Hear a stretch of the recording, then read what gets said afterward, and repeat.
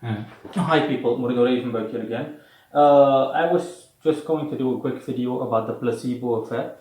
For those of you that are not aware or familiar with the placebo effect is basically a medical or scientific a phenomenon where patients are administered drugs that has no medical or tangible value in relation to, for example, healing an illness or a sickness or disease.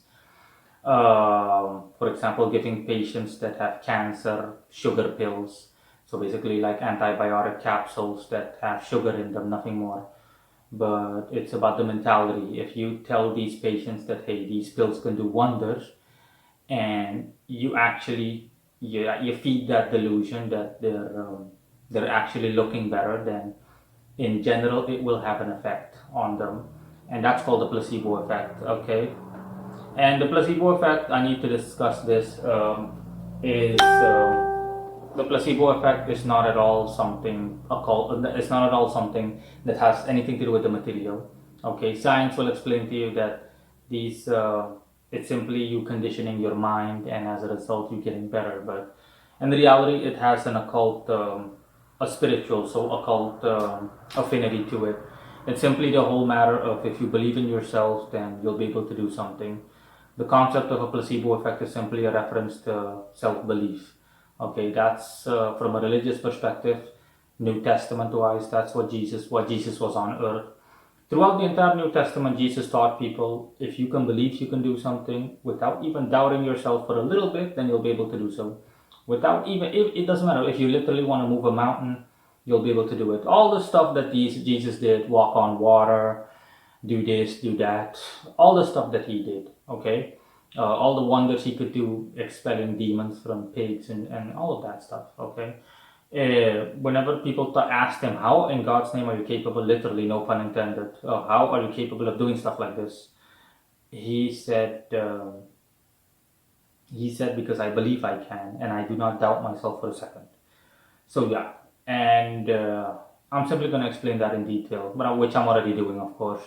And that's it. It's simply a throwback to that reference, and that's how it works in case. Okay, everything in the world is comprised of energy, spiritual energy, astral energy. Okay. In my video, the composition of man, the spiritual composition of man, I explained that man consists of soul, astral body, physical body. The soul is mental, astral body is astral, and physical body is physical. Okay, your astral body is like your physical body, but it's the spiritual version. It's what mundane people refer to as your spirit. And if your the state of your astral body determines the state of your physical body. So that means that if your astral body is corrupted, either through black magic, any kind of negative energy can corrupt your astral body. Okay, negative conditioning, you name it, any form of negativity, spiritual negativity can corrupt your astral body. And if your astral body is corrupted, then it will in turn automatically corrupt your physical body, because your physical body uh, takes occult wise and spirituality wise takes orders from your astral body. Okay, and so you'll notice it. That's why when people, generally speaking, that are in a bad state of mind, people that are ridiculously stressed out, keep in mind that I'm not talking about superficial energy. We're not talking about that.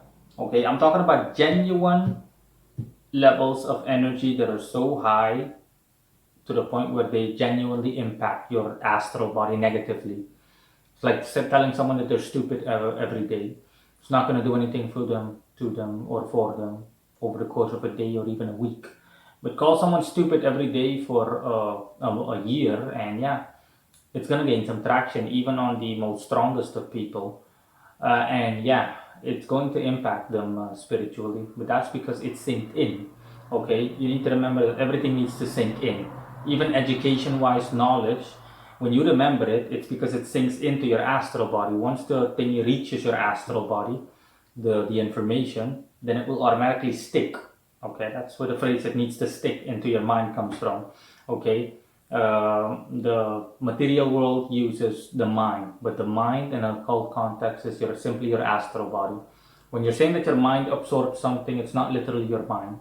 It's simply your astral body, and specifically that part of your astral body which deals with absorbing or ingesting information or knowledge or anything of an educational nature. And and yeah, that's how it works. So if your astral body is in a bad state due to whatever trauma you encountered or experienced, you name it. Like I said, an example is black magic, or a relative, or someone else that you liked you died, so to speak, or and you're by nature almost traumatized because that person meant a lot to you, then your astral body is not doing so hot, and as a result, you're feeling bad. Okay, and you're going to notice it when looking at someone. Okay, the person will not look appealing physically. It's That's normal. Okay, it's the same thing with my own personal evolution video, where I show people what I used to look like up to a decade ago, which is lifetimes ago for me, etc., etc. It Yeah, that's simply what it's like. I Again, if you are astrally sick, then you're going to be physically sick as well. Um, so if something is wrong with you astrally, then yeah, you're going to notice it. If you're weakened completely astrally due to the fact that your astral body is corrupted or bogged down or has baggage, which makes it so that you lack a good deal of energy, then you're going to notice that you will look bad physically. Okay, it's not so much about the fact that you look physically bad, but people can tell when looking at you that you radiate negative energy, as in you radiate depression, you radiate negative emotions, as in you radiate that kind of energy, and that energy is what makes you seem less appealing physically, as in you might look a bit like a homeless person, ungroomed. You won't feel like grooming yourself because you're in that bad state of mind. Your state of mind is your astral body, and vice versa. And adversely, when you've got loads of energy, that will automatically reflect upon your physical body. Okay, you'll notice that you'll heal quicker from things, this and that, and so on and so forth. Yeah. It's that simple. Okay, even materially speaking, if, for example, an ointment is applied to you, everything in the world has energy, and even medicine has energy attached to it, which makes your astral body heal. The very food that you eat makes your astral body, okay, ingest nutrients, astral nutrients.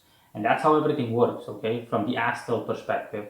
From an astral perspective, if you were to, for example, if I were, for example, to give someone food that has no energy to it, let's just say I offered food to a spirit, and that spirit literally drew all the astral energy, or almost all of it, from the majority of the astral energy from that food package, takeout food, whatever, and I give it to that person, okay, that person can eat it, but that person is going to say that it tastes funny, okay, that it's not as delicious as, even if you give that person his or her favorite dish, you're going to get comments like that, as in, hey, it's not as nice as where did you buy this? It's not as nice or as tasty as I'm used to having it taste. Even if I bought it from the same place that person is used to ordering it at, as in, oh, you really bought it from that place? I love their food. I buy stuff like this regularly, but for some reason it doesn't taste the same. It tastes kind of stale, and it's not as delicious. And it will not provide that person with any kind of nutrients in general, to the point where that person will still be hungry. I don't know just by knowledge. I know this from experience, because back in the day, I used to experiment sometimes too.